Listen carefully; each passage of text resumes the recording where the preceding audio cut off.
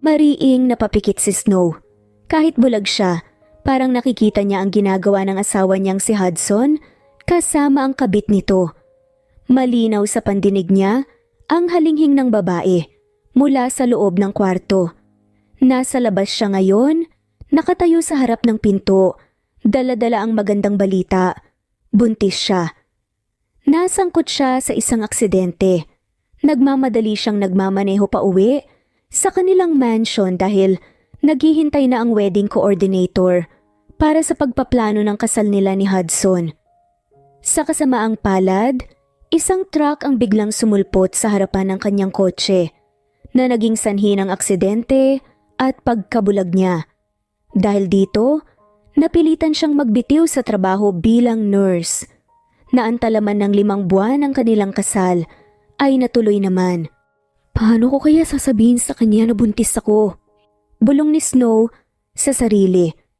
Bagamat para sa kanya ay magandang balita ang kanyang pagbubuntis, alam niyang kay Hudson ay hindi ito magiging masaya. 2 buwan na siyang delayed at ramdam niya ang mga pagbabago sa kanyang katawan. Dahil dito sinamahan siya ng matalik niyang kaibigan upang magpa-check up. At doon, tuluyang nakumpirma ang hinala niya. May buhay na nabubuo sa kanyang sinapupunan. Habang patuloy siyang nakikinig sa mga ingay mula sa kabilang kwarto, naramdaman niya ang pagpatak ng luha mula sa kanyang mga mata. Ngunit kahit anong pilit niya, hindi niya magawang pumasok at harapin si Hudson. Kinasusuklaman siya nito, kasalan naman ni Hudson kung bakit napunta sila sa ganitong sitwasyon. Dahil sa kalasingan imbis sa kabilang kwarto kung nasaan si Michelle, na long-term girlfriend nito na at balak ng pakasalan pagkatapos ng party, ay sa kwarto ni Snow ito napadpad. Dating magkakaibigan ang tatlo. Noon pa man ay may lihim ng nararamdaman si Snow para kay Hudson. Ngunit tinago niya ito sa mahabang panahon hanggang sa isang aksidente ang bubuklod sa kanilang tatlo. Dahil nahuli sila ng mommy niya na magkayakap at tanging puting kumot lang ang bumabalot sa hubad na katawan nila ni Hudson. Dahilan para mauwi sa pagpapakasal. Hindi mo ba ako kayang mahalin kahit konti, Hudson? Hindi ito ang unang pagkakataon na naramdaman niya ang malamig na trato ni Hudson. Mula sa simula ng kanilang kasal, walang araw na hindi nito ipinaparamdam na siya'y isang malaking pagkakamali sa buhay nito. Hindi sila nagbabahagi ng iisang kwarto. Si Hudson ay laging malayo sa kanya, parating naghahanap ng iba. Yun ay si Michelle. Michelle, ikaw lang ang mahal ko. Nakangiting sabi nga ni Hudson. Bumigat lalo ang dibdib ni Snow sa mga narinig niya. Gusto niyang sumigaw, gusto niyang iparating kay Hudson na naririnig niya ang lahat, ngunit nagdadalawang isip siya. Lumapit siya sa pintuan, inilapit ang kamay sa seradura ngunit agad din itong binawi. Para saan pa? Wala namang magbabago, Snow, kung kakausapin mo siya. Pagkukumbinsi ni Snow sa sarili. Pinunasan niya ang mga luha at hinawakan ng tiyan upang maramdaman ang bata sa loob. Napabuntong hininga siya at tumalikod. Ngunit bago pa siya makalayo, narinig niyang bumukas ang pinto. Hinarap niya si Hudson. Anong ginagawa mo rito, Snow? Tanong nga ni Hudson. Hindi nagsalita si Snow. Hindi niya kayang sabihin ang totoo na narinig niya ang lahat at pati na ang tungkol sa pagbubuntis niya. Tumitig siya sa mga mata ng lalaki. Kahit bulag siya, ay nakabisado na niya ang mga mata nito. Kung may sasabihin ka, Snow, sabihin mo na. Sasabihin ko na ba? Sasabihin ko na ba na buntis ako? Bulong nga ni Snow sa kanyang isipan.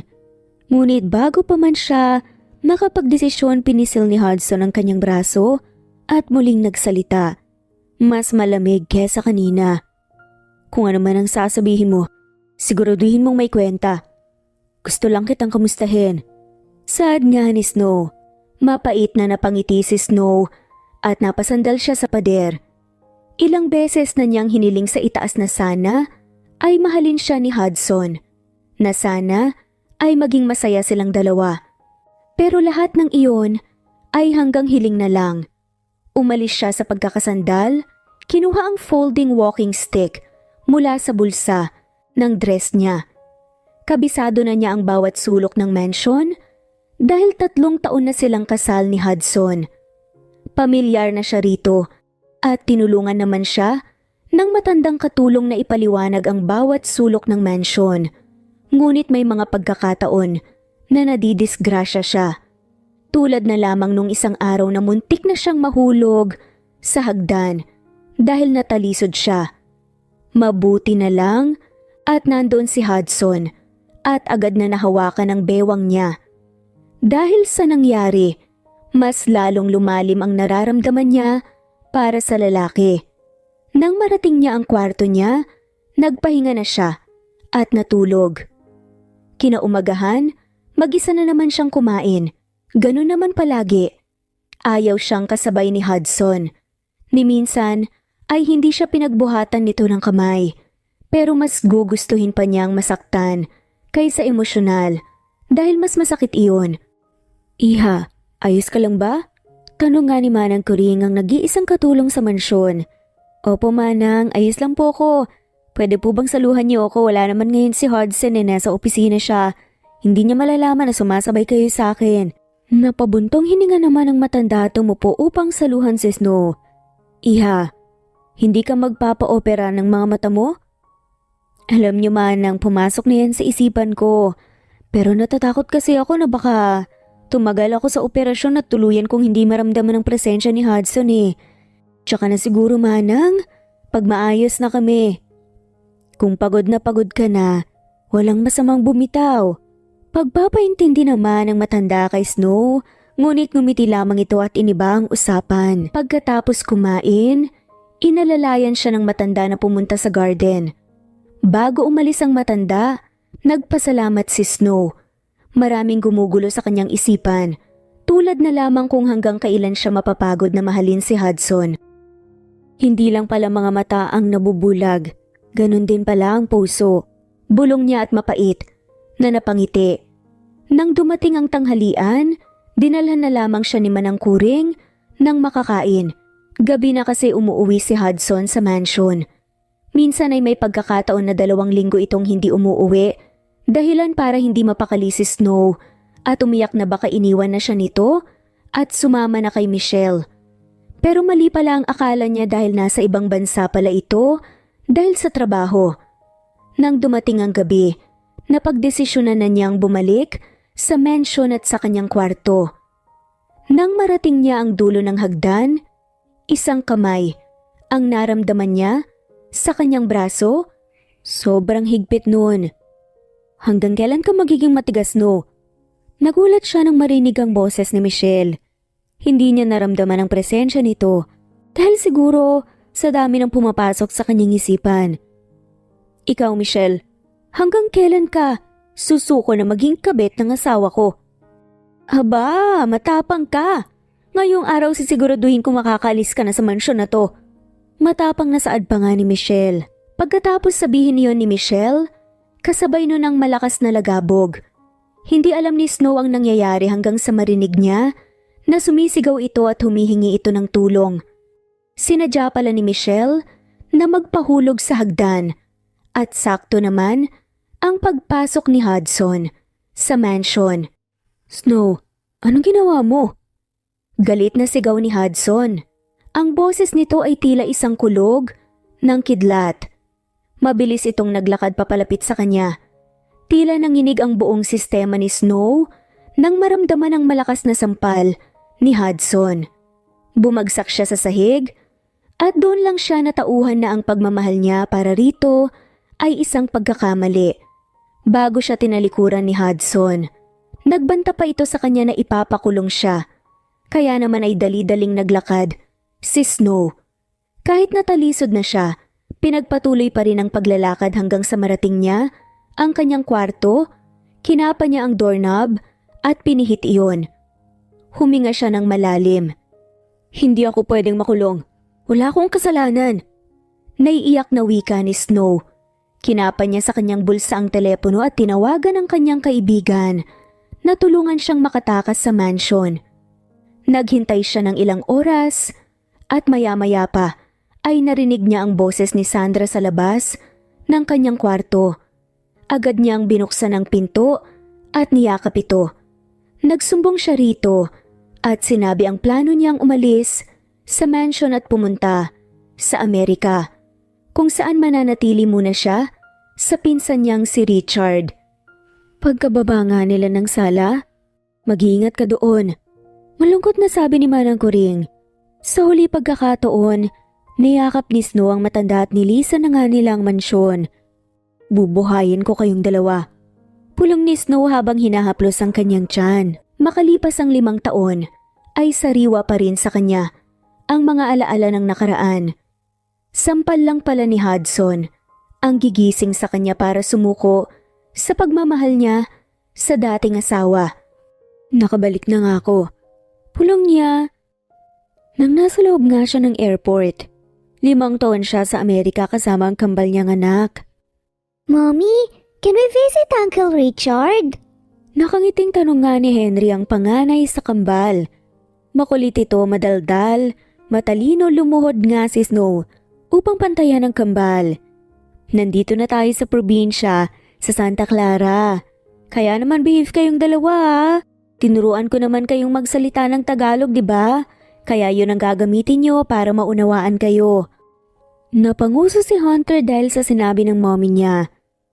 Pero kung medyo nahihirapan kayo sa pananalita ng Tagalog, you can speak English pero hindi sa lahat ng oras, okay?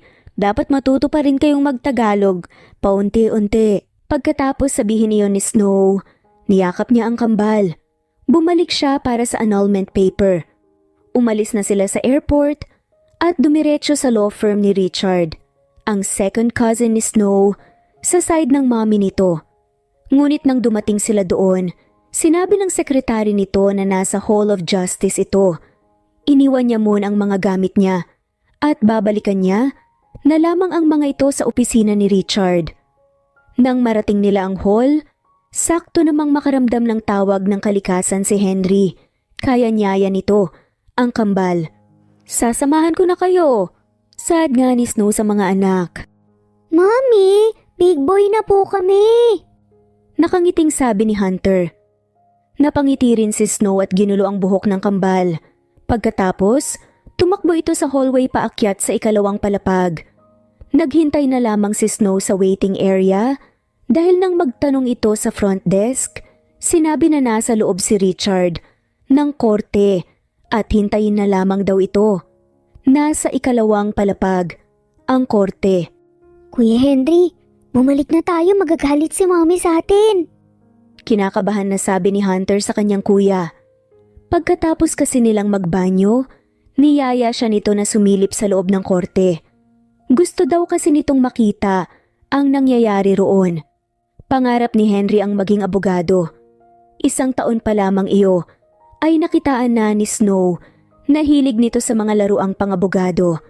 At si Hunter naman ay sa mga baril. Sisilip lang tayo pagkatapos alis na tayo. Wika ni Henry at nakuha pa nitong kinditan ng kanyang kambal. Wala naman itong nagawa dahil hinila na siya nito. Naglakad sila sa pasilyo hanggang sa marating nila ang korte. Dahan-dahan na binuksan niyon ni Henry. Maraming mga tao kaya walang nakapansin nang pumasok silang dalawa. Doon sila umupo sa unahan kung saan may bakante. Sinong kasama niyo? Pulong ng ginang sa kambal nang umupo ito sa tabi niya. Mommy, nasa labas po siya. Pagsisinungaling ni Henry. Siniko naman siya ni Hunter. Kuya, bawal lang magsinungaling. Bulong nito, sinenyasan lamang siya ng kuya niya na huwag maingay. Kuya Henry, si Uncle Richard. Oo nga, uncle niya talaga. Hunter, isang araw magiging abogado din ako.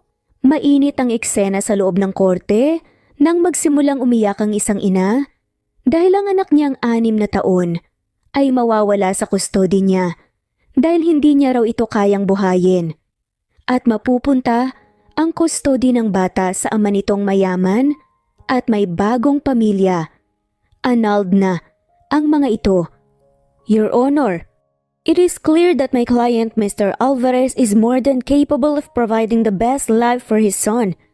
He has a stable job, a secured home, and can offer the child every opportunity for a bright future. Malamig na paliwanag nga ng abogadong si Hudson. Sa kabilang banda, hindi na napigilan ng ina ng bata, si Miss Rodriguez, ang humagulgol. Nasa tabi niya si Richard, ang kanyang abogado. Your Honor, mahal na mahal ko po ang anak ko. Ako pong nagpalaki sa kanya. Humihikbi naman ang wika ng ginang. Your Honor, ang pagiging ina ni Miss Rodriguez ay hindi dapat masukat sa kayamanan. Hindi madali ang buhay niya, ngunit ginagawa niyang lahat para mabuhay ang anak niya ng maayos at maligaya. Hindi pera ang batayan ng tamang pagpapalaki kundi pagmamahal at pag-aaruga.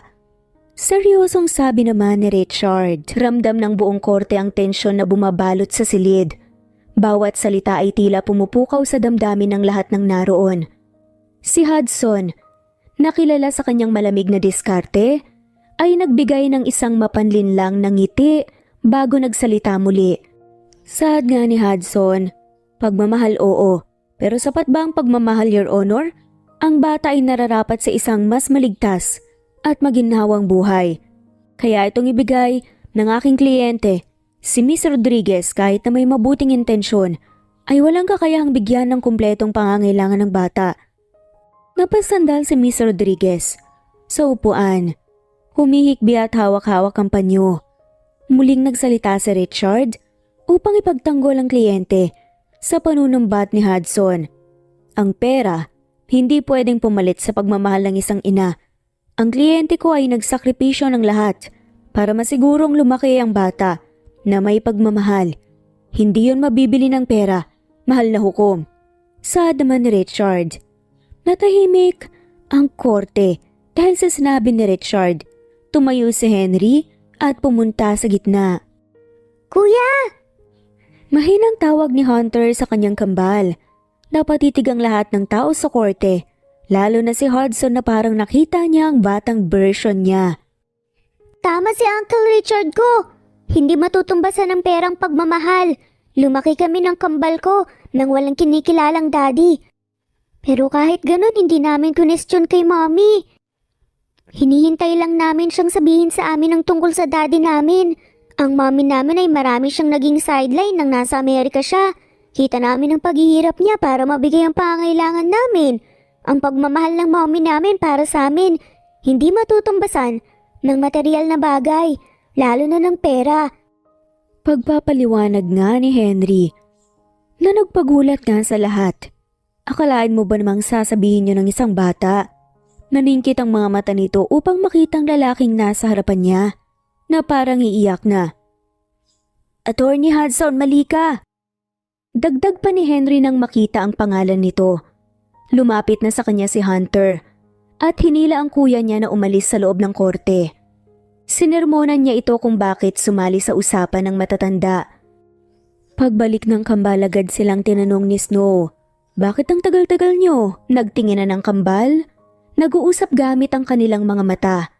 Napabuntong hininga si Hunter dahil sa katigasan ng ulo ng kuya niya. Marami po kasing tao sa banyo, mommy. Nakangiting sagot na nga lamang ni Hunter. Yumuko si Snow at hinawakan ng kamay ng kambal. Anak, tandaan niyo, kahit anong mangyari, hindi ko kayo iiwan, mahal na mahal ko kayo. Napangiti ang kambal at niyakap ang ina. Sulit lahat ng sakit na naranasan ni Snow noong ipinagbubuntis niya ang kambal ng 9 na buwan.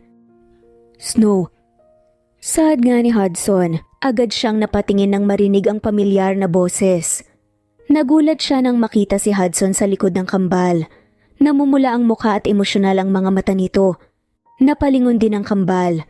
Henry, malumani na tawag nga niya sa anak. Nang maglakad dito papalapit kay Hudson.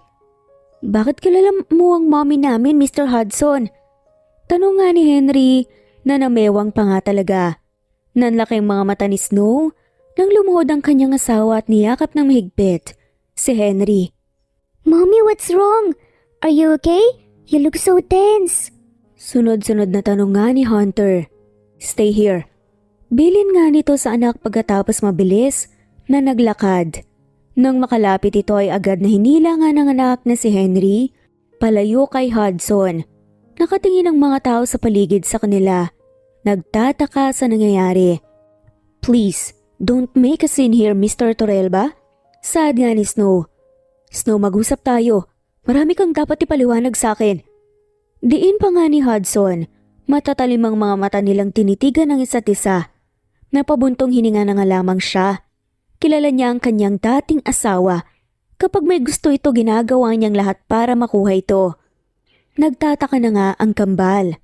Mommy, what's happening? Tanong nga ni Henry. Halatang nagugulan sa mga nangyayari. May pag-uusapan lang kami. Saan ba tayo mag-uusap, Hudson? Tanong nga ni Snow. Doon tayo sa opisina ko. Malamig na sagot naman ni Hudson pagkatapos ay ngumiti ito sa kambal at kinarga si Hunter na seryosong nakatingin sa kanya. Sunod niyang kinarga si Henry.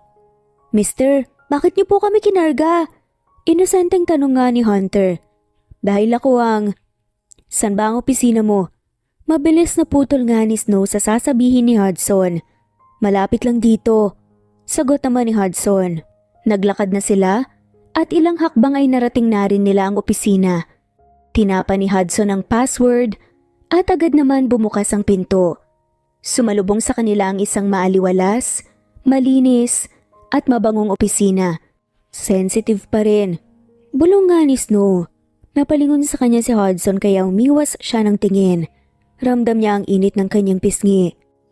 Wow! Ang daming toy cars! Sigaw ni Hunter at agad bumaba mula sa pagkakakarga ni Hudson para tumakbo papunta sa glass cabinet kung saan nakadisplay ang mga laruan. Sumunod si Henry at naupo sa tabi ng mga bookshelf. Hindi mo sila may kakaila sa akin, Snow. Sa kilos pa lang nila alam ko ng anak ko sila at ramdam ko yun. Pwede mo bang sabihin sa akin ang pangalan ng kambal? Si Hunter ang nasa toy cars. Si Henry naman ang nasa bookshelves. Napailing-iling na nga lamang si Hudson at tumango. Kung hindi pa pumasok ang kambal sa korte kanina at nagsisisigaw, lalo na si Henry, na tinalo ako sa kaso. Hindi ko malalaman na may anak tayo, Snow. Pumasok sila sa korte? Takang tanong nga ni Snow. Oo, sa pagkakataong to naniniwala ako sa swerte. Tinanggap ko ang kasong to at hindi ko akalain na ito na palang magiging dahilan para magkita tayong muli. 5 taon kitang hinanap, Snow, pero magaling ka talaga magtago. Hudson, anong ina-expect mo? Pagkatapos mo kong pagbantaan, syempre aalis talaga ako. Ayoko makulong na dala ang kambal sa tiyan ko. Ang ibig sabihin ng gabing yun, bago mangyari ang aksidente, buntis ka na pala? Bakit hindi mo sinabi? Bakit kailangan pang umabot ng 5 taon bago ko malaman ang lahat ng to? Tanong nga ni Hudson, halata ang galit doon kahit malumanay ang boses. Natatakot ako na baka hindi mo sila tanggapin. Hindi maayos ang relasyon natin noon. Malamig ka sa akin, kaya hindi mo ako masisisi kung naisip ko na itago ang tungkol sa pagbubuntis ko. Kung hindi man tayo naghiwalay noon, balak ko rin naman talagang sabihin sa iyo ang totoo. Pero yung babaeng ahas na si Michelle, sinadya niyang magpahulog sa hagdan para lalo kang magalit sa akin. Sinet up niya lang ako at nagtagumpay naman siya dahil pinagbantaan mo ko. Sad nga ni Snow, napayo ko si Hudson hindi nito kinaya ang panunumbat ng kanyang asawa. Simula nang umalis si Snow, naging miserable ang buhay nito. Inubos nito ang pera sa mga investigator para hanapin lamang si Snow. At dahil sa CCTV footage ng mansion, nalaman niyang sinadya na nga ni Michelle ang insidente. Hindi niya pwede sisihin si Michelle dahil nagbitaw siya rito na ito lang ang babaeng tatanggapin niyang maging asawa at ina ng mga anak niya. Pero lahat ng sinabi niya ay isinukan niya lang pala dahil pera lang ang habol nito at may lalaki rin itong inuuwian bukod sa kanya. Kung noon pa man ay tinanggap na nito ang kanyang kapalaran kasama si Snow ay sana hindi ito aabot ng 5 taon ang muling pagkikita nilang dalawa. Naisip niya na rin na lahat nangyari ngayong araw ay tila nakatadhana. Sa dami-dami na pwedeng tumalo sa kanya sa loob ng korte ay ang kambal na anak niya pala. Tumikhim si Snow nang makita niyang tulala ang kanyang asawa. Naisip niya ang annulment, ang dahilan kung bakit siya bumalik sa Pilipinas, lalo na sa Santa Clara. Lumingon naman si Hudson sa kanya, kaya sinabi niya ang tunay na dahilan kung bakit siya bumalik. May balak talaga akong magpakita sa iyo, Hudson. Dahil sa annulment paper nating dalawa. Bukas na bukas dadalhin ko na yun sa iyo. Nagsimulang magsalubong ang dalawang kilay ni Hudson at tumigting din ang panga. Annulment paper? Nasisiraan ka na ba, Snow? 5 taon ang lumipas. Tapos sasabihin mo yan sa akin? Galit na singhal ni Hudson. Anong gusto mong mangyari? Magsama ulit tayo? Magkabalikan? Tanong nga ni Snow. Bakit hindi? May mga anak na tayo at isa pa wala akong balak na pirmahan ang annulment paper nating dalawa. Matapang na sa adama ni Hudson. Hudson, ayoko na. Hindi ko na kayang tumira sa mansyon na kasama ka. Ngayon ngang kausap kita at malapit ka sa akin, naiirita na ako eh. Tapos bubuo ka ng pamilya kasama ako? Ayoko. Saad nga ni Snow. Snow, alam kong nasaktan kita. Handa naman ako ipakita sa iyo na nagbago na ako. Nahanda na akong mahalin ka. Bigyan mo lang ako ng pangalawang pagkakataon. Pagmamakaawa ni Hudson. Namanhid naman ang buong sistema ni Snow nang marinig niya kay Hudson ang salitang mahal. Paulit-ulit iyon sa kanyang isipan. Kung hindi lang naging malabo ang kanilang relasyon, ay matutuwa siya sa narinig. Ngunit ngayon ay hindi na. Imbis tuwa ang nararamdaman niya, sa kanyang puso, pinaghalong sakit at galit ang nararamdaman niya. Hindi na ako madadala sa matatamis mong salita. Nadala na ako sa nangyari. Hindi na pagmamahal mo ang priority ko, kundi ang pagmamahal para sa mga anak ko. Anak natin, Snow, anak natin. Pagtatama naman ni Hudson. Kung hindi ka papayag, mapipilitan ako na ilayo ang kambal sa'yo. Paghahaman ni Snow ngunit, napaiktad siya nang hinawakan nito ang sobrang higpit na braso. Hindi ako papayag. Wala ka nang magagawa. Sign the annulment paper at kapalit nun hahayaan kitang makilala bilang amang kambal. Madali lang naman ang pagpipilian, Hudson eh. Huwag mo na akong pahirapan pa. Pwede naman tayong mag-co-parenting. Pagpupumilit nga ni Snow. You really changed, Snow. Iba na ang nakikita ko sa mga mata mo. Hindi lang mga mata ko ang naging malinaw. Ganon din ang isip ko na hindi na ako magpapauto sa isang katulad mo. Sa 5 taon na lumipas, paulit-ulit na tinuruan ni Snow ang kanyang puso at isipan na hindi lang pwede puso niya, dapat manguna, ganon din ang kanyang isip. Mommy, are you two fighting? Nagulat ang dalawa nang nasa harapan na pala nila ang inosenteng mukha ni Hunter, ang isa sa mga kambal. Baka pa mahawakan ni Snow ang anak, ay naunahan na nga ito ni Hudson para kargahin. Hindi kami nag-aaway ng mommy mo. Nag-uusap lang kaming dalawa. Nakangiting pagpapaliwanag ni Hudson sa anak. Ano naman pong pinag-uusapan yung dalawa? Bakit po sobrang seryoso niyo po? Para po kayong nag-aaway eh. Muling tanong ng matalinong si Hunter na tawa na nga lamang si Hudson sa kakulitan ng anak. Mr. Hudson, mahirap ba ang maging abogado?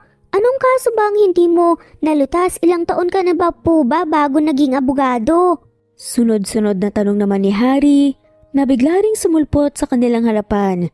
Mayroon ding unting bit-bit na libro na naglalaman ng mga batas.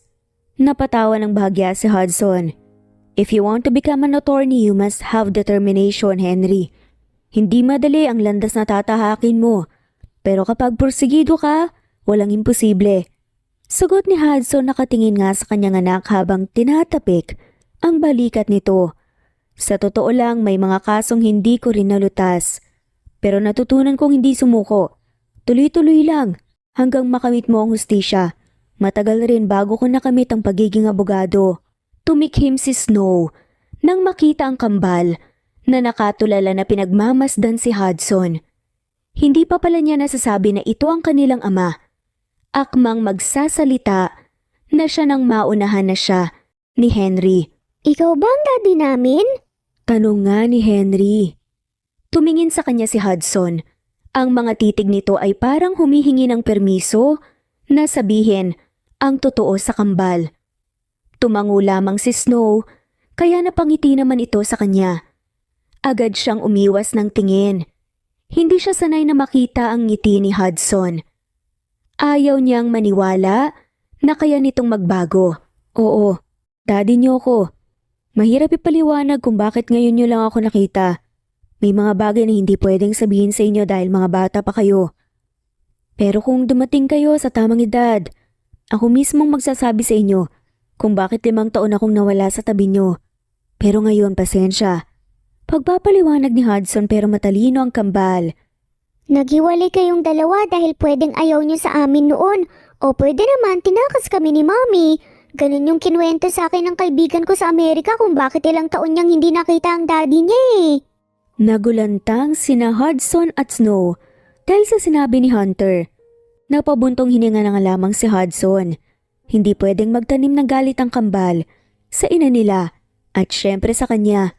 Pero mas gusto pa nga niyang magtanim ito ng galit sa kanya. Hindi ko kayo tanggap noon. Sad na nga lamang ni Hudson. Hudson. Paninita naman ni Snow para pigilan nitong magsinungaling sa kambal. Ngumiti lamang si Hudson. Kung ganun, tanggap niyo na kami dahil na-miss niyo po kami at pinagsisihan niyo po ang ginawa niyo. Handa na rin po kayong magbago pa para mahalin kami. Emosyonal nga. Nasabi ni Henry at iiyak na nga ito. Binaba ni Hudson si Hunter at pagkatapos mahigpit niyang niyakap ang kambal. Oo, handang-handa na akong mahalin kayong dalawa. Sana bigyan niyo ako ng pangalawang pagkakataon para maging ama sa inyo. Handa akong gawin ang lahat. Kahit anong hilingin niyo, ibibigay ko. Sad nga ni Hudson. Sabay-sabay na nagsalita ang kambal ng oo. Hindi na napigilan ni Hudson ang umiyak. Dahilan upang magulat si Snow. Hindi niya ine-expect na magpapakita ng ganito emosyon ang kanyang asawa. Mga bata pa lamang sila ay nakitaan niya na si Hudson na may malamig na aura. At ni minsan, hindi niya pa ito nakita umiyak. Ngayon lang sa harapan ng mga anak nilang dalawa.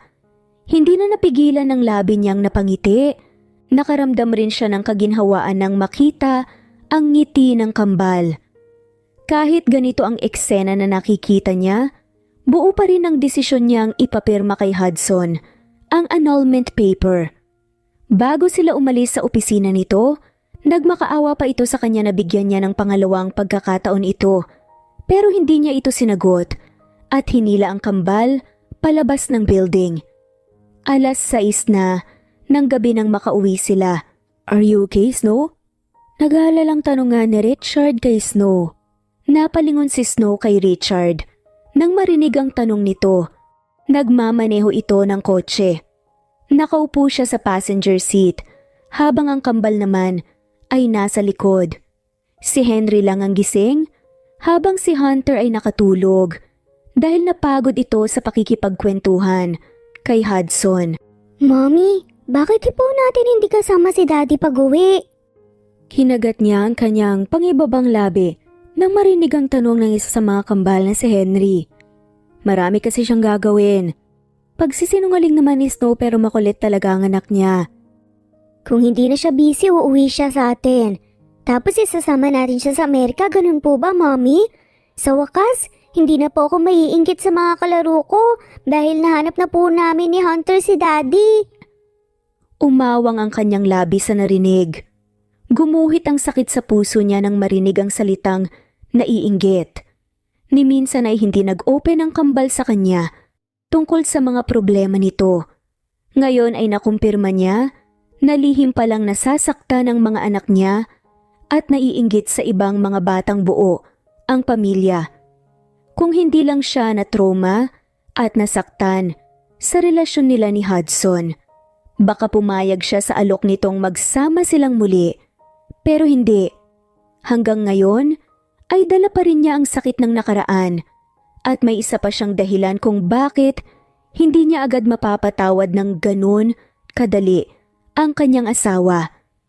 Pilit na lamang siyang tumango at ngumiti.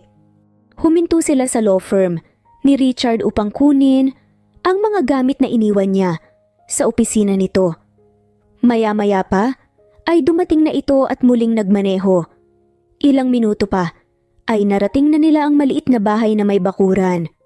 Lumabas si Snow at binuksan ang pinto ng backseat upang kargahin si Hunter na mahimbing pa rin natutulog.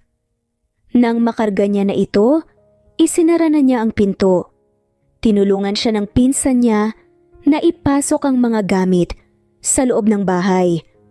Nang mailapag na ang mga ito, nagpaalam na siya rito dahil ayaw niya itong abalahin pa. "Salamat Richard sa tulong mo." "Saad gani Snow." "Walang anuman. Bukas ng umaga sasamahan kita sa opisina ni Hudson at kung hindi niya pipirmahan ang annulment paper, magsampa ka ng custody para sa kambal." Umiling si Snow sa sinabi nga ng pinsan niya. "Kaya ko na to Richard.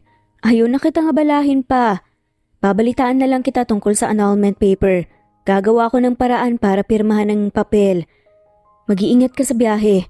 Tumango na lamang ito sa kanya at umalis na.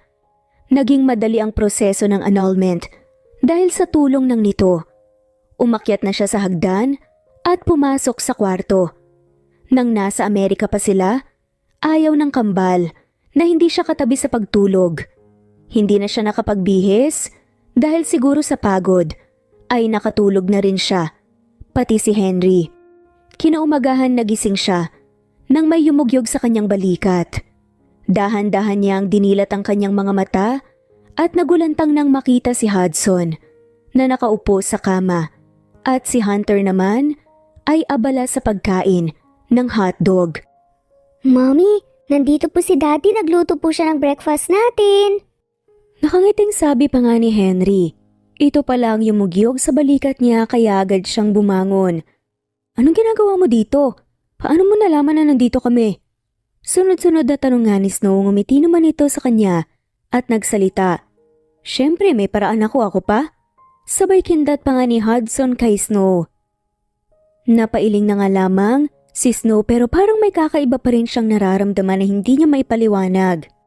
Mommy, let's go na. I'm hungry na po eh.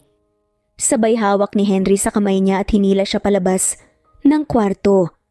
Nang marating na nila ang hapagkainan, nakatulala lamang siya. Sarap naman ang kambal na nasa harapan niya habang kumakain. "You need to eat a lot, Snow. Pumayat ka. Last time I saw you, may laman ka pa." Pinandilatan nga niya si Hudson dahil sa sinabi nito ngunit matamis lamang nang umiti si Hudson kay Snow. "Ano bang nangyayari?" Naguguluhan na tanong ni Snow sa kanyang isipan. Hindi maproseso ng utak niya na nandito ang asawa niya. Pinagsisilbihan pa siya at palaging nakangiti sa kanya. Hindi pa natapos doon ang lahat dahil pagkatapos nilang kumain, nagyaya ang kambal na mamasyal sa mall kasama si Hudson. Nag-text sa kanya si Richard kung nasaan siya. Sinabi niya ang totoo, kaya nakatanggap siya ng sermon na hindi na dapat nagiging malapit ang kambal kay Hudson. Wala naman siyang magagawa dahil nasanay na ang kambal sa presensya ni Hudson at baka sa pagkakataong ito ay masanay rin siya na kasama ang asawa. Tuwang-tuwa ang kambal sa buong maghapon. Tinupad nga ng asawa niya ang lahat ng hiling ng kambal. Pagkatapos mamasyal sa mall at mamili, pumunta sila sa Jollibee. Daddy, subuan mo po si Mommy. Nakangiting sabi ni Hunter at sumang-ayon naman si Henry. "Magandang ideya yan." Nakangising sabi naman ni Hunter. Pinandilatan ito ni Snow, ngunit tulad ng dati, ngumiti lamang ito sa kanya. Ramdam niya ang init na bumabalot sa magkabilang pisngi niya habang sinusubuan siya ni Hudson. "Snow, umayos ka. Huwag kang nagpapadala. Huwag mong laging gagamitin ang puso mo." Panenermon niya sa kanyang sarili. Hindi siya pwedeng mahulog ulit sa asawa niya. Tinatak niya sa kanyang isipan na bumalik siya Sa Santa Clara hindi para makasama ulit si Hudson, kundi sa annulment paper. Nagpaalam ang kambal na magbabanyo kaya naman ay naiwan silang dalawa. Ito na ang pagkakataon ni Snow para pag-usapan ang tungkol sa annulment paper. Pero bago pa siya makapagsalita, ay naunahan na siya ng kanyang asawa. Kung tungkol na naman yan sa annulment paper, sinabi ko na sa iyo na hindi ko yan pipirmahan. Kahit ano pang pananakot ang gawin mo, seryoso ako na bumuo ng pamilya kasama ka. Hindi kita pipilitin o mamadaliin. Maniwala ka, pinagsisisihan ko na lahat ng nagawa ko sa iyo. Nagbago na ako, Snow. Nasaktan ako nang umalis ka at dun ko na-realize lahat. Kaya sa pagkakataong to gagawin ko ang lahat para maibalik ang pagmamahal at tiwala mo sa akin. Naiintindihan ko kung hindi mo pa ako kayang patawarin o pagkatiwalaan dahil matinding sakit ang iniwan ko sa puso mo. Pero papatunayan ko sa iyo through actions and words. Mabuti alam mo, Hudson, na matindi ang sakit na naranasan ko dahil sa iyo. Pero kasalanan ko rin naman ang lahat dahil ako itong nagpumilit na sumiksik sa puso mo. Mula nung mga bata pa tayo, palagi na lang akong second option. Pag wala si Michelle, lumalapit ka sa akin pero pag nandyan siya, parang hangin lang ako sa paningin mo na hindi mo nakikita. Pagod na ako. Pagod na ako sa pagiging pangalawa sa puso mo. Yung mga sinasabi mo ngayon na gusto mo na ako, hindi yun sapat para mapatawad kita at para bumalik ka ng ganun-ganun lang kadali sa buhay ko at maibalik ang pagmamahal ko sa iyo, lalo na ang tiwala. Sa kabila ng mga salitang sinabi niya, ay matamis pa rin ang ngiti ni Hudson para sa kanya. Hinawakan nito ang kanyang mga kamay na nasa ibabaw ng lamesa at kahit gusto niyang bawiin ang mga iyon, tila nagpatianod na lamang siya sa pakiramdam ng init ng kamay nito. Handa akong maghintay hanggang sa maghilom ang sakit sa puso mo, Snow. Hayaan mo kong ipakita sa iyo na nagbago na talaga ako. Kahit wala tayong anak, susuyuin pa rin kita. Napalunok si Snow. Maraming tanong ang pumapasok sa isip niya. Kaya pa ba niyang magtiwala kay Hudson? Ang taong minsan na niyang minahal ng buo. Dahan-dahan niyang binawi ang kamay niyang hawak nito. Pag-iisipan ko ang mga sinabi mo, sagot niya, kahit naguguluhan. Nagulat siya nang tumayo si Hudson at niyakap siya ng mahigpit. Mas lalo pa siyang nagulat nang maramdamang namamasa ang kanyang leeg.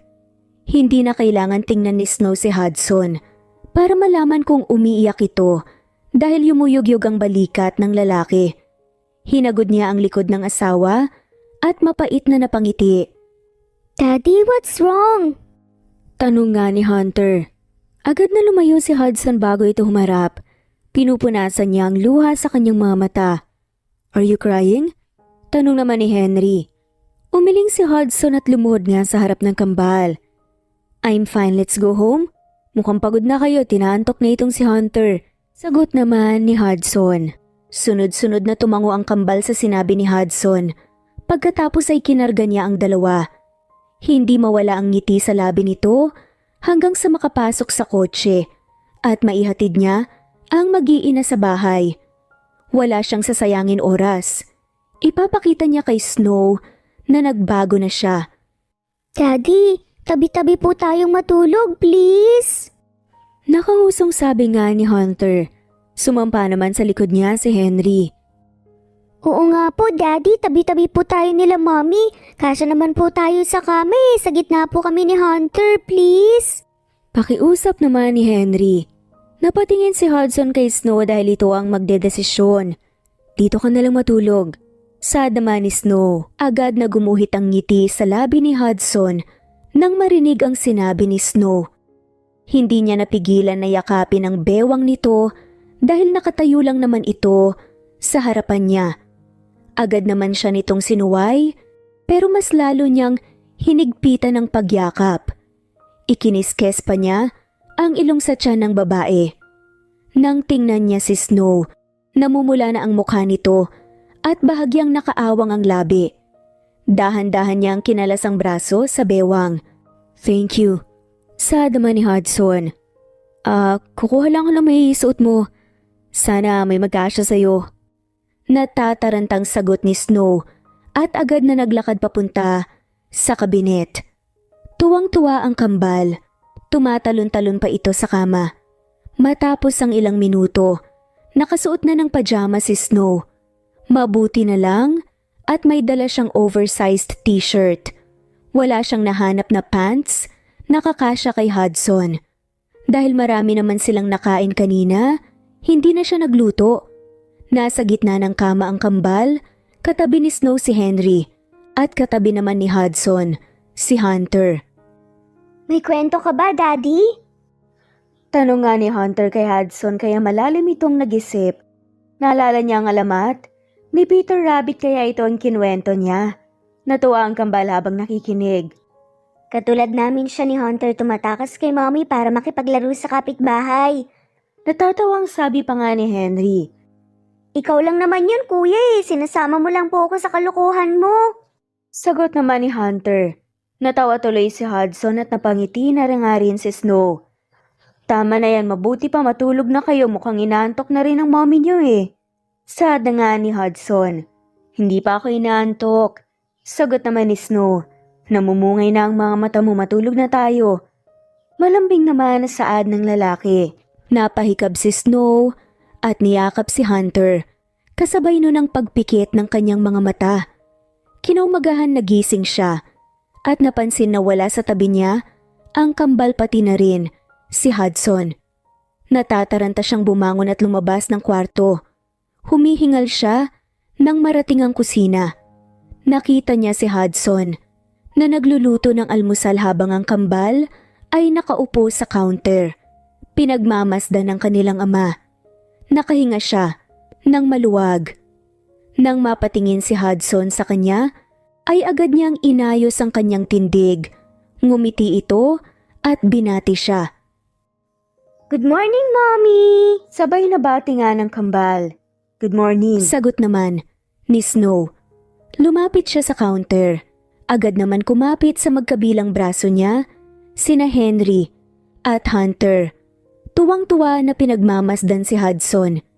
Hindi napigilan ni Snow na mapangiti.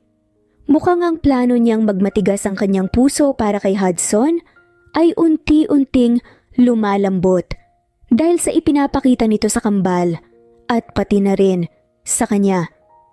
Nagpaalam siya sa kambal na aayusin niya lang ang lamesa.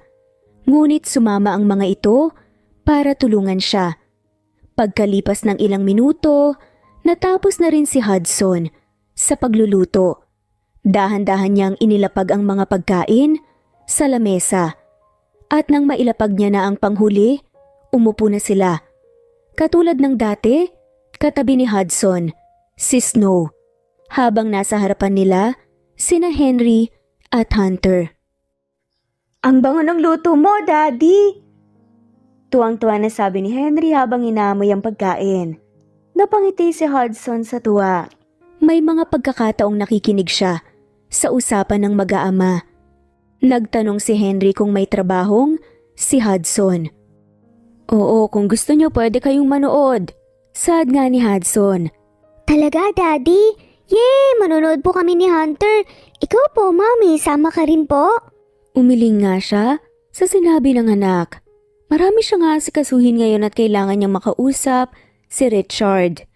Kayo na lang manood. Pupuntahan ko na lang kayo sa opisina ng daddy niyo, kakausapin ko lang si Uncle Richard niyo. Nakangiti nga niyang sabi sa mga anak. Pero naglaho kaagad ang kanyang ngiti nang maramdaman ang titig ni Hudson. Kaya tinatanong niya kung anong problema. Wala namang problema. Pwede bang dito ako ulit matulog? Gusto ko lang makasama kayo at makatabi sa pagtulog. Ha? Ayos lang sa akin. Ikaw nang bahala sa kambal at kung may problema tawagan mo ko. Ibibigay ko mamaya sa yung number ko. Ano bang pag-uusapan niyo ni Richard? Curious na tanong nga ni Hudson. Hudson, hindi lahat ng bagay dapat alam mo. Basta may mahalaga kaming pag-uusapan. Huwag mong iaalis. Sa paningin mo ang mga anak natin. Lalo na si Henry, pasaway siya eh. Yes, boss. Sagot na nga lamang ni Hudson saka sabay niyang sinaluduhan ito. Napailing na nga lamang siya, alam niyang nagmana ang kambal sa kakulitan ng ama. Matapos ang ilang minuto, nagpaalam na si Hudson at ang kambal, isasama muna ng kanyang asawa ang kambal sa mansion dahil kailangan nito pumalit ng damit. Pagkatapos, didiretso na sila sa korte. Pagkaalis ng mga ito, pumasok na si Snow sa banyo para maligo.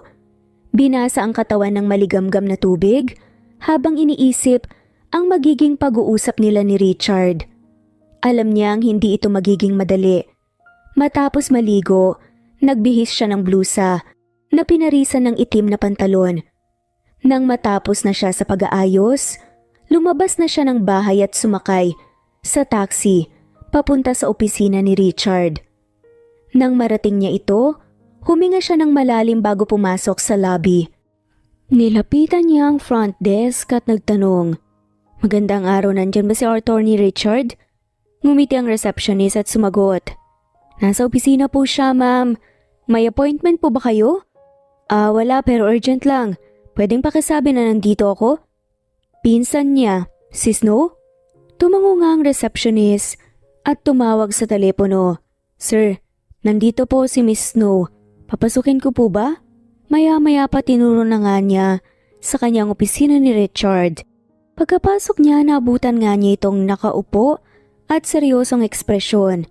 "Snow, pumunta ka dito dahil ayaw ni Hudson pirmahan ang annulment papers." "Richard, gusto kong bigyan siya ng pangalawang pagkakataon. Alam kong hindi mo gusto pero gusto kong subukan ulit." Napahiling si Richard. Bumuntong hininga at lumapit sa bintana. "Pangalawang pagkakataon? Alam mo kung paano kanya sinaktan noon. Bakit mo pa siya bibigyan ng pangalawang pagkakataon?"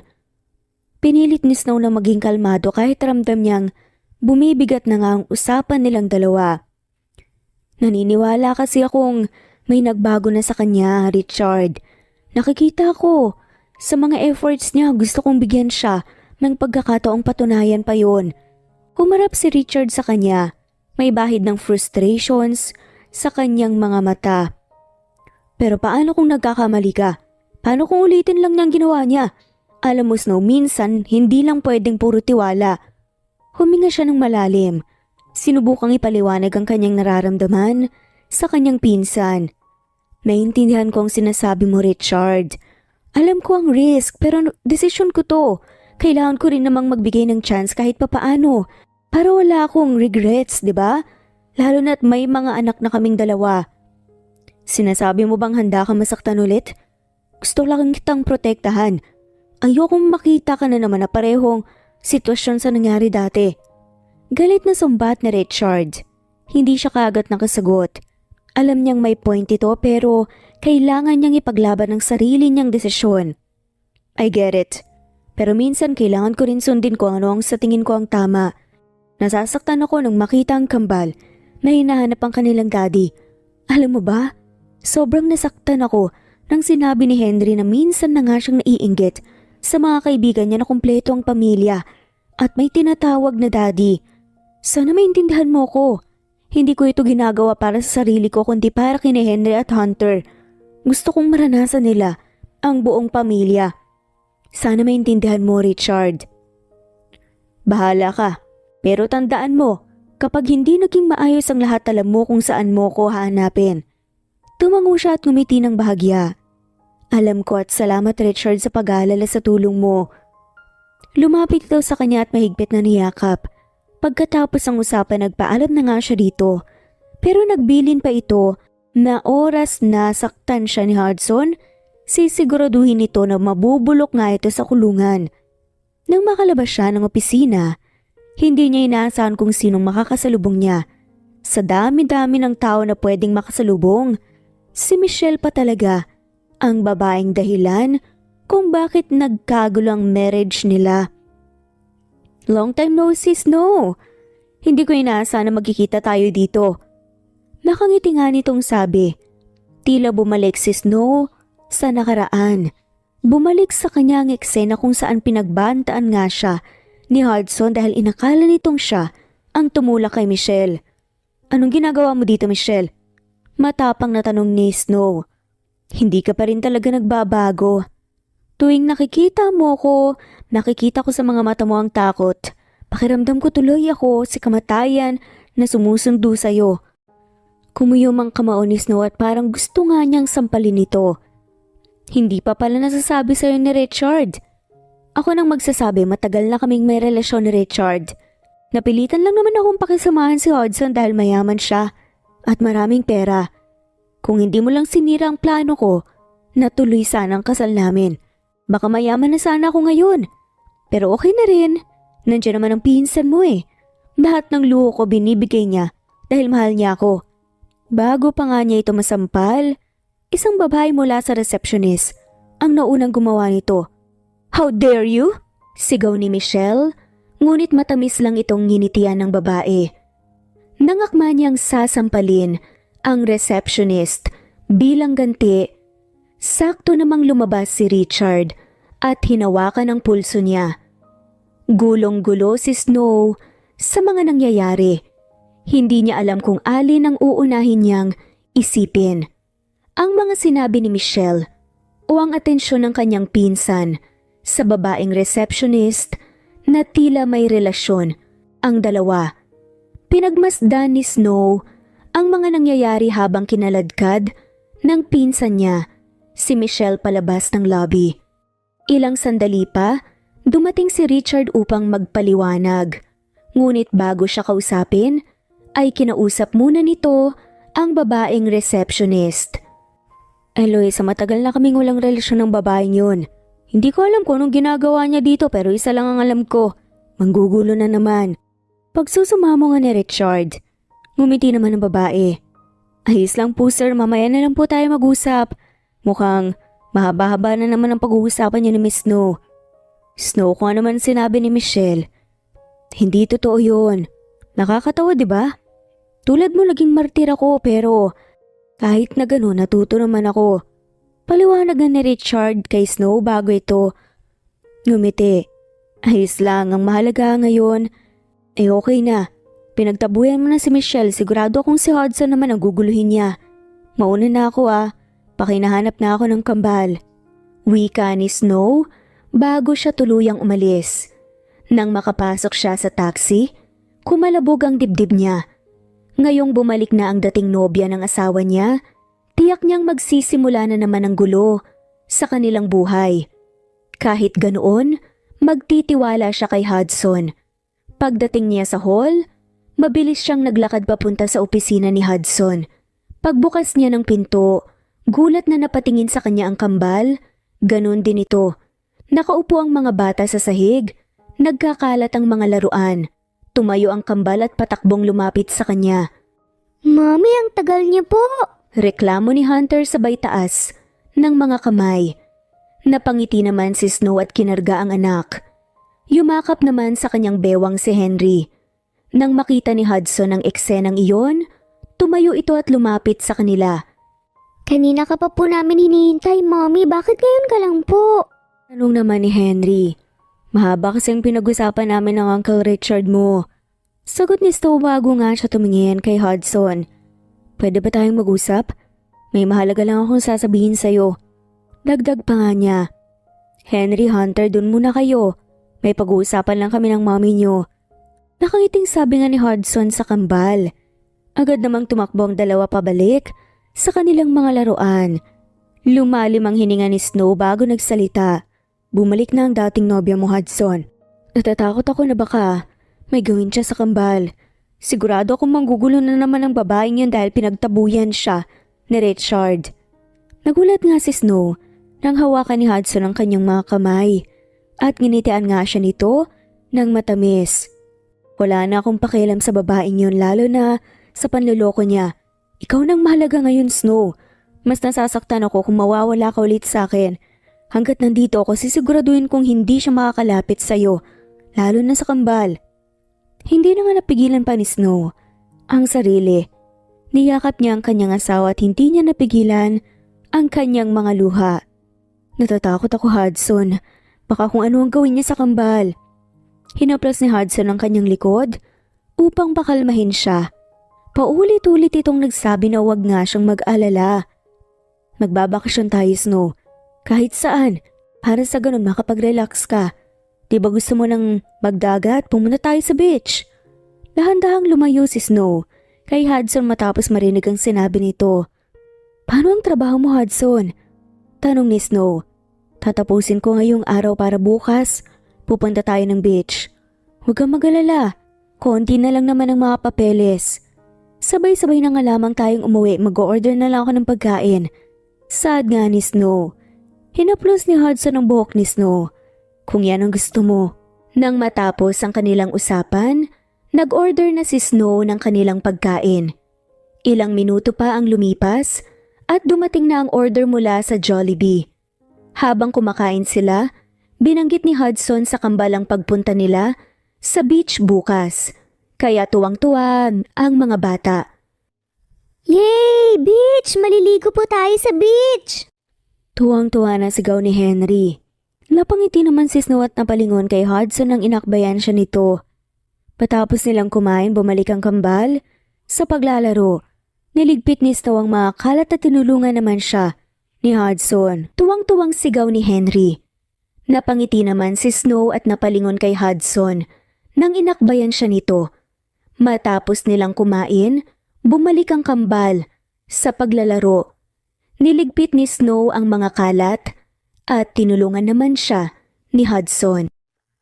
Hudson, ako na dito. Bumalik ka na sa lamesa mo, huwag ka nang makulit.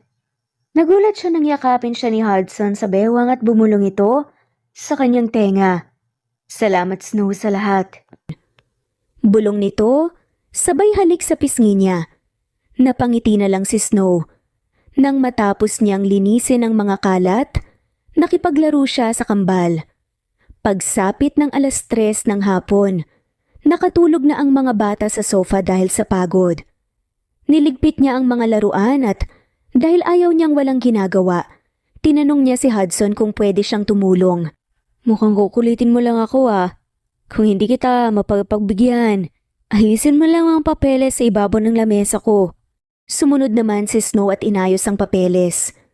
Habang inaayos niya ang mga papeles, may pagkakataong natataranta siya dahil nararamdaman niya ang titig ni Hudson. Naririnig pa niya ang mga tawa nito habang inaayos niya ang mga papeles. Ilang sandali pa ay nagulat siya nang hinila siya ni Hudson, dahilan para mapaupo siya sa kandungan nito. Pulang-pula ang mukha ni Snow, nahihiya siyang lingunin ng asawa dahil baka pagtawanan lang siya nito. May problema ba asawa ko? Masuyong tanong ni Hudson. Hudson, ang kamay mo. Sagot ni Snow dahil ang kamay ni Hudson ay humihimas nga sa kanyang tiyan. Pinatong pa nito ang baba sa kanyang balikat. I miss this, Snow. I miss cuddling with you. I want to kiss you so badly pero tsaka ako nagagawin yan pagtanggap mo na ako ng buong buo. Malambing na sabi ni Hudson sabay halik sa balikat nito. Pulang-pula na nga ang buong mukha niya. Nang subukan nga niyang tumayo, ay lalo pang hinigpitan ni Hudson ang pagkakayakap sa braso nito sa kanyang bewang. Baka magising ang mga bata at makita nila tayo. Mahina at nahihiyang wika ni Snow sa kanyang asawa. Normal lang naman to dahil mag-asawa naman tayong dalawa. Sagot nga ni Hudson habang nakangiti. Hindi inaalis ang tingin sa kanya. Alam mo, hindi lang ang kambal ang excited bukas. Ako din. Matagal na rin simula nung huling beses na pumunta tayo sa beach. Alam mo bang hindi ko makalimutan ang mga alaala natin noon? Napatingin siya sa mata ng kanyang asawa at nakita niya roon ang sinseridad nito. Ramdam niya ang tunay na nagbabago na ito. Ngunit naroon pa rin ang bahagi ng kanyang puso na natatakot. Takot na baka ulitin nito ang sakit na dati niyang naranasan. Kailangan niyang mag-risk at doon niya lamang malalaman ang sagot. Hinaplos ni Hudson ang pisngi niya at marahang inalis ang ilang hibla ng buhok na humarang sa kanyang mukha. Snow, hindi na kita bibiguin. Nangako ko sa sarili ko na gagawin kong masaya ang pamilya natin. Napangiti naman siya sa sinabi nito. Maya-maya pa, tumayo na siya upang muling ayusin ang natitirang mga papeles sa lamesa. Tahimik silang nagpatuloy sa trabaho habang nagkakaasaran paminsan-minsan at sa bawat pagkakataon ay tila mas lalo silang nagiging komportable sa isa't isa. Nang sumapit ang hapon, umuwi na sila sa bahay. Hindi mawala ang saya sa mukha ni Snow habang nagsasalo-salo silang pamilya sa hapagkainan. Daddy, excited na po kami bukas. Mukhang hindi po ako makakatulog nito sa sobrang saya ko po eh. Sabi ni Hunter, na sinangayunan naman ni Henry. Tumawa na lamang si Hudson habang sinasabayan ng kasiyahan ng mga anak. Pagkatapos kumain, magkatabi ulit sila sa kama. Muling nang kwento si Hudson hanggang sa nakatulog na ang kambal at ganun din silang dalawa ni Snow. Kinabukasan, maaga silang nagising at nagsimulang magbiyahe. 8:00 pa lang ng umaga nang umalis sila. Pinili ni Hudson ang beach resort na dati nilang pinupuntahan noong teenager pa sila kasama ang kanilang pamilya. Pagkarating nila, agad na bumaba ang kambal mula sa kotse at tumakbo papasok sa gate. Tuwang-tuwa sa kanilang nakikita. Nasa dulo ang cottage nila, malayo sa ingay at gulo ng iba. Masayang naglalaro sa buhangin ng kambal habang abala si Hudson sa pagluluto. Si Snow naman ay nakaupo sa buhangin, nakangiti habang pinapanood ang kanyang pamilya. Sa kanyang puso ramdam niya ang kapayapaan at kasiyahan na tila matagal na niyang hinanap. "Snow, halika dito, mag-barbecue tayo." Sigaw nga ni Hudson habang inaayos ang grill. Tumayo siya at lumapit sa asawa. "Sigurado ka bang marunong ka ring magluto, Hudson? Baka sunog na naman yan ah." Natawa si Hudson at kinindatan siya. "Trust me, iba na ako ngayon, magugustuhan mo to." Habang nagluluto silang dalawa, naglaro naman ang kambal sa paligid nila. Nang maluto na ang pagkain, masaya silang nagsalo-salo at nagkwekwentuhan. Pagkatapos kumain, naglakad-lakad sila sa tabing dagat. Hawak-hawak ni Hudson ang kamay niya habang buhat naman ang kambal. "Alam mo Hudson, masaya ako na parang ang simple lang ng buhay. Sad nga is Snow. At ganito ang gusto kong buhay.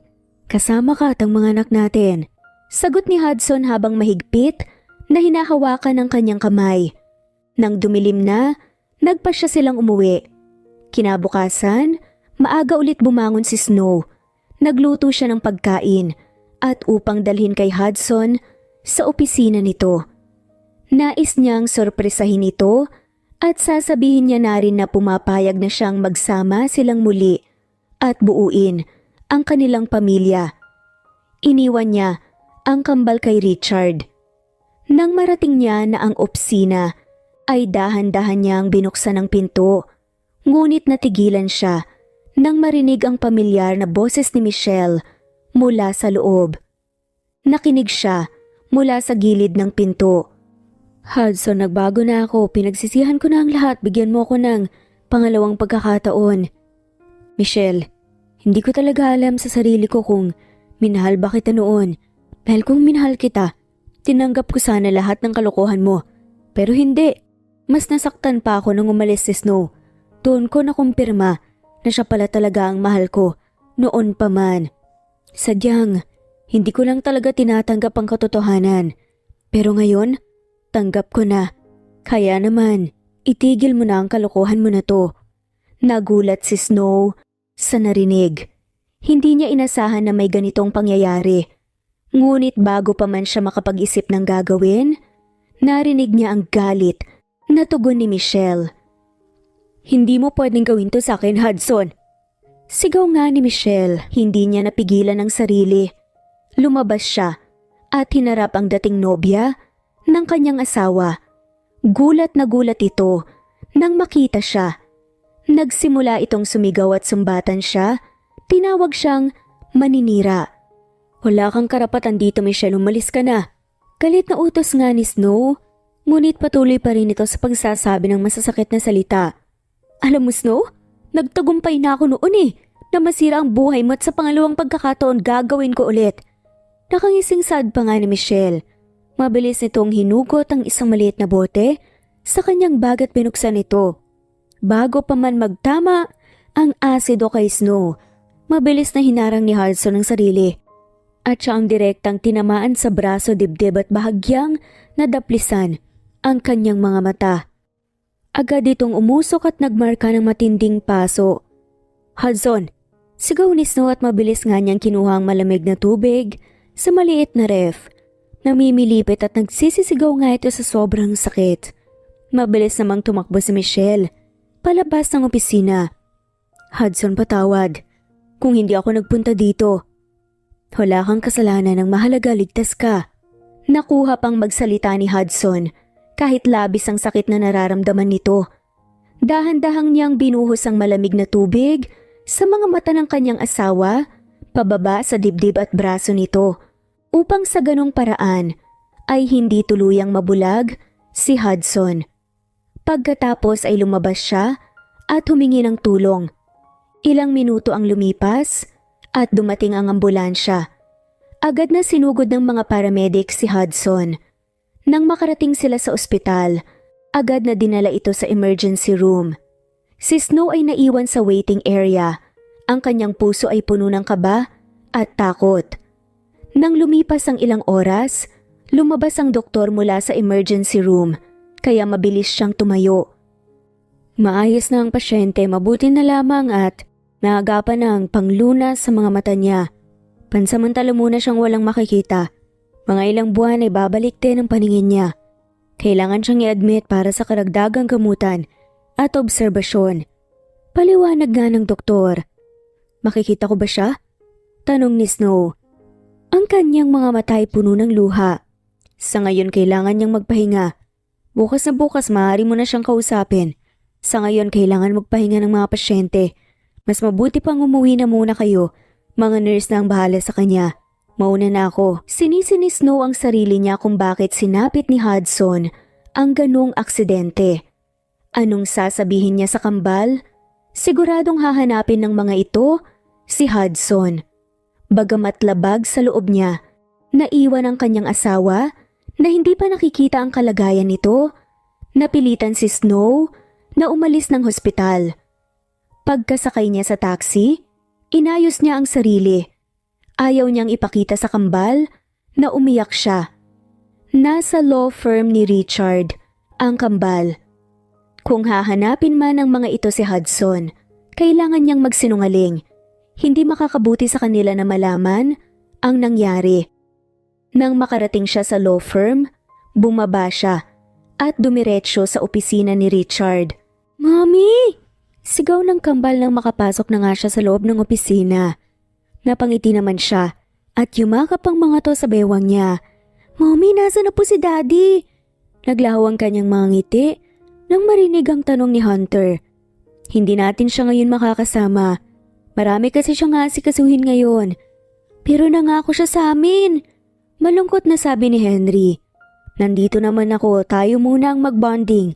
Magkukwento ako sa inyo." Naglaho ang lungkot sa mukha ng kambal at napilitan ito ng ngiti.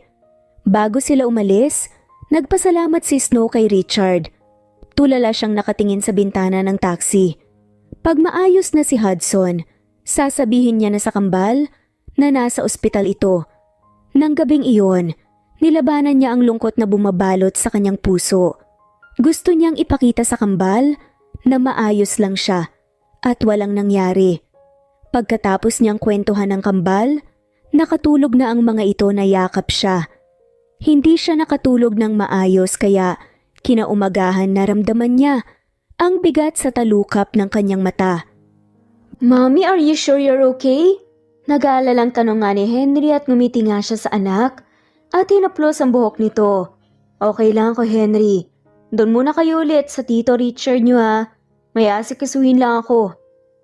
"Kay Daddy na lang po kami, Mommy. Promise, hindi naman po siya kukulitin eh. Kahit isang gabi lang po siyang hindi makasama, namimiss na namin siya." Malungkot na sabi nga ni Hunter.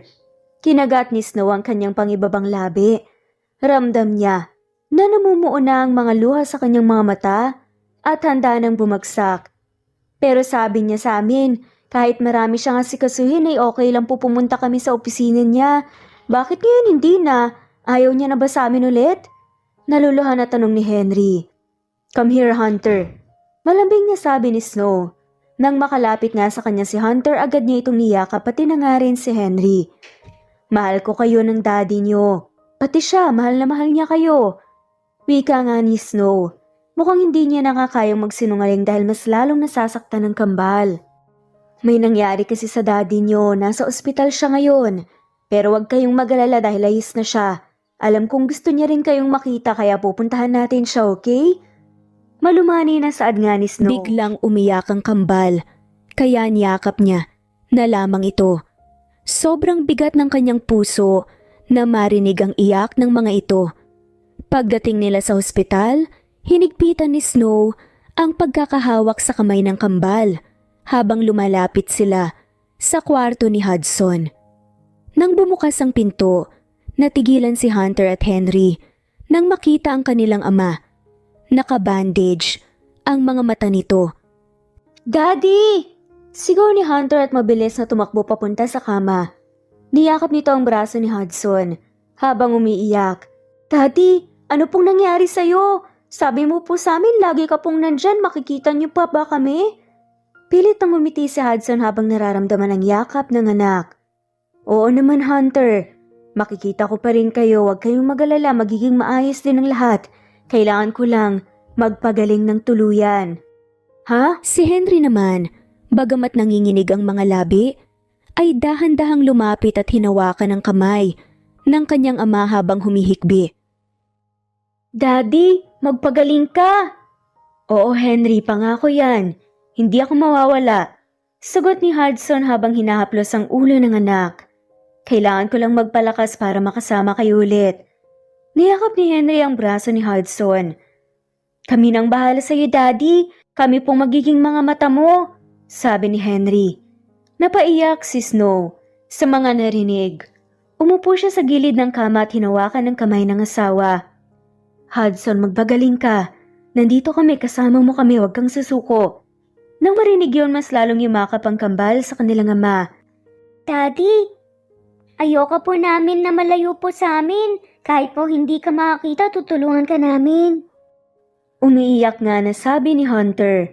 Oo daddy, kahit araw-araw po pupuntahan ka namin dito. Dagdag pa nga ni Henry. Ipinahapahid nga ang luha sa kanyang pisngi. Tinitigan nga ni Hudson ang kanyang pamilya kahit na hindi siya makikita. Sobrang mahal na mahal ko kayo. Sad pa nga nito. Huwag kayong mag-alala. Magiging okay din ako. Magiging maayos din ang lahat. Patuloy sa pag-iyak ang kambal habang yakap nila ang kanilang ama. Love ka din po namin, Daddy. Sad pa nga nito. Patuloy ang pag-iyak nga ng kambal. Niyakap ni Hudson ang kanyang pamilya. Naramdaman niya ang init ng pagmamahal ng mga to. Mahal ko rin kayo. Sagot niya at pilit na pinapalakas ang loob ng kambal. Sa mga sumunod na araw, palaging naroon sina Snow at ang kambal sa ospital. Araw-araw nilang binibisita si Hudson. Habang abala si Snow sa pag-aalaga sa asawa, pilit niyang tinatago ang pag-aalala at pinapalakas ang loob ng kambal na umaasa ring gagaling ang kanilang ama. Lumipas ang 2 buwan bago tuluyang na-discharge si Hudson. Nagpasya si Snow na bumalik na sila sa mansion para buuin ng tuluyan ang kanilang pamilya. Nang makarating sila sa mansion, naiiyak na sinalubong ni Manang Kuring si Snow. Na-miss niya ito at hindi siya makapaniwala na muli niyang makikita ito. Snow, mabuti naman at bumalik ka, may kambal ka palang kasama, alagaan ko sila tulad ng pag-aalaga ko kay Hudson. Saad nga ni Manang Kuring. Napangiti si Snow sa sinabi ng matanda. Ilang araw ang lumipas, hindi siya nawala sa tabi ni Hudson. Inaalagaan niya ito at sinasabihan na magpakatatag. Dahil hindi pinatulog ng konsensya si Michelle, sumuko ito sa presinto. Makukulong ito ng 6 na taon. Hudson, ayos ka lang ba? Tanong nga ni Snow. Malalim nga ang gabi ngunit gising pa rin silang dalawa. Nasa gitna nila ang kambal, mahimbing na natutulog. Bungangon siya at nilapitan nga ang asawa na nakaupo sa kama. Ganitong-ganito palang naranasan mo, Snow. Noong nabulag ka, sobrang dilim. Humihingi ako ng tawad sa lahat ng nagawa ko. Baka parusa na ito sa akin dahil sa sakit na dinulot ko sa'yo. Sinaktan kita at hindi ko pinahalagahan ang naramdaman mo. Pero kahit ganun, nandito ka pa rin. Naramdaman nga ni Snow ang lungkot sa boses ng asawa. Inabot nga niya ang kamay nito at hinaplos ng marahan. Kalilimutan na natin ang nakaraan. Ako at ang kambal ang magiging mga mata mo. Unti-unti kitang pinapatawa dahil nakikita ko ang pagsusumikap mong buuin muli ang pamilya natin. Mahal kita noon pa man at mahal pa rin kita ngayon. Napangiti si Hudson at niyakap si Snow. Lumipas ang ilang buwan at unti-unti nang bumalik ang paningin ni Hudson. Labis ang pasasalamat niya kay Snow at sa kambal dahil inalagaan siya ng mga ito. Kasabay ng pagbalik ng kanyang paningin ang plano niyang mag-propose sa asawa. Gusto niya ulit itong pakasalan. Okay po, Daddy. Sasamahan po namin si Mommy papunta po dito sa garden. Sabi nga ni Hunter sabay thumbs up. Magkakaroon ulit kami ng kapatid. Sana babae. Tumawa na nga lamang si Hudson sa sinabi ni Henry. Kahit siya, gusto na nga ring madagdagan ang kanilang pamilya. Nasa trabaho si Snow muling bumalik bilang nurse. Nasa harap na ito, nang mention kakauwi pa lamang galing trabaho agad ito, sinalubong ng kambal at sinabihan na ipikit ang dalawang mata kahit naguguluhan siya ay ginawa niya. Kasabwat ni Hudson ang kambal sa kanyang plano na mag-propose muli sa kanyang asawa. Maya-maya narinig nga niya ang boses ni Snow, kaya tinayos nga niyang kanyang tindig. Henry, Hunter, nasan ba ang daddy niyo? Bakit kailangan kong ipikit ang mga mata ko? Nakangiting tanong nga ni Snow sa mga anak. Basta secret, Mommy. Huwag mong bubuksan ang mga mata mo, malapit na tayo. Nakangiting sabi nga ni Hunter. Huminga naman ng malalim si Hudson nang tuluyan na ngang huminto sa harapan niya si Snow. Dahan-dahan nga siyang lumuhod sa harapan nito. Mommy, open your eyes! Sigaw nga ni Henry. Dahan-dahan namang binuksan ni Snow ang kanyang mga mata at gulat na gulat siya nang makita si Hudson na nakaluhod sa kanyang harapan. Snow Rose Torrelba, will you marry me again? Tanong ni Hudson. Pinunasan ni Snow ang kanyang luha at dahan-dahang tumango. Nanginginig ang mga tuhod ni Hudson habang tumatayo. Hindi na nga niya napigilan pa ang pag-iyak habang isinuot ang singsing kay Snow. Napasigaw na nga lamang ng yehi ang kambal at niyakap silang dalawa. Nagpasalamat si Hudson kay Snow at tanging ngiti naman ang sinagot nito sa kanya. Mommy, Daddy, gusto namin baby girl! Sigaw ng kambal at tumawa na nga lamang si Hudson habang namula naman ang mukha ni Snow. 3 araw ang lumipas, ikinasal silang dalawa. Naiwan ng kambal kay Manang Kuring dahil ang honeymoon ni Snow at Hudson ay sa Paris. Pumayag naman ang kambal na hindi sila sumama basta't ang pasalubong nga sa kanila ay ang magiging bunso nilang kapatid. Hudson, may hindi pa ako nasasabi sa'yo. Ayoko naman na habang buhay ko itong itago sa'yo. Malungkot na sabi ni Snow. Nakayakap nga ito sa hubad nga na dibdib ni Hudson. Tanging puting kumot ang bumabalot sa hubad nilang katawan. Ano yun? Hindi lang kambal ang isinilang ko, Hudson, kundi triplets. Pero 2 lang ang nabuhay. Agad na napabangon si Hudson. Snow, naiiyak na tawag nga nito sa pangalan niya. Maya-maya ay umiyak ito, muli nitong sinisi ang sarili. Niyakap naman niya ito, pareho silang umiyak. Tama na, Hudson, sigurado akong nasa mabuting kalagayan si Stella. Umiyak lamang si Hudson. Ang bangkay ni Stella ay nilibing sa Amerika.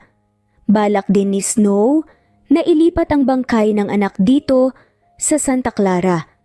Kahit mahirap ang proseso at matatagalan, hindi siya susuko. Hindi niya pwedeng iwan ang anak na nakalibing sa Amerika habang sila ay nasa Pilipinas. Kaya naman mga 2 araw ang lumipas ay tumungo silang dalawa ni Hudson sa Amerika at doon na lamang tinuloy ang bakasyon nilang dalawa. Nakiugnayan na rin si Snow sa ahensya sa Amerika para mailipat ang bangkay ni Stella dito sa Pilipinas. Mommy, nasa na po ang baby girl namin? Inosenteng tanong nga ni Henry nang makabalik nga sila sa Pilipinas. Makalipas ang 2 linggo. Hindi pa nabubuo Hunter at Henry pero sigurado kung ilang araw ay maririnig nyo na ang tibok ng puso ng bunso nyong kapatid sa tiyan ng mami nyo. Nakangiting paliwanag nga ni Hudson sa kambal. 9 na buwan ang nakalipas at natupad nga ang hiling ng kambal na magkaroon ng kapatid na babae. Pinangalanan nila itong Stelina Hope Torrelba, ang pangalang itinugma sa pangalan ni Stella. Pinaalam ni Snow sa kambal ang katotohanan. Tulad ni Hudson, umiyak din ang mga ito. "Mommy, ang cute niya, sobrang lambot," sabi ni Hunter. Nasa bisig ni Hudson si Stelina. Nasa ospital sila kakatapos lang mga anak ni Snow.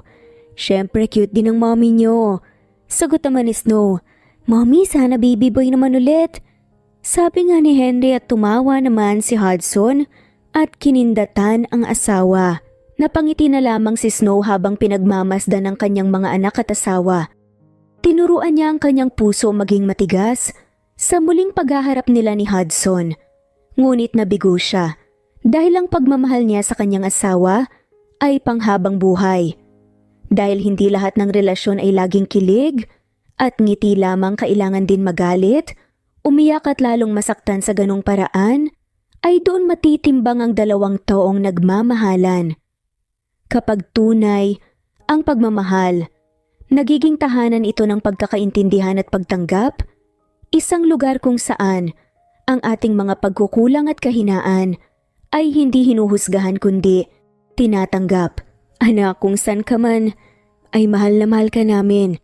Emosyonal na wika ni Snow. Yumakap naman si Hudson sa kanya. Maya-maya ay mahinang tumawa si Stelina.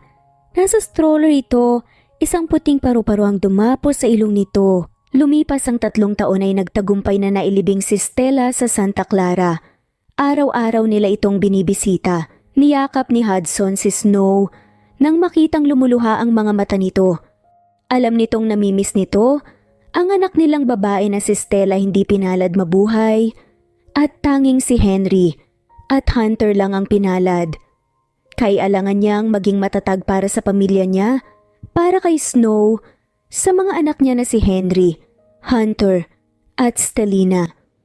Marami pa silang pagdadaanan, kaya naman gagawin niya ang lahat para maprotektahan ang pamilya niya at hindi na ulit ipaparanas kay Snow ang sakit na naranasan nito noon. Magmula noon, nag-move forward nga sila pero hindi nila kinalimutan ang mga masasayang memories.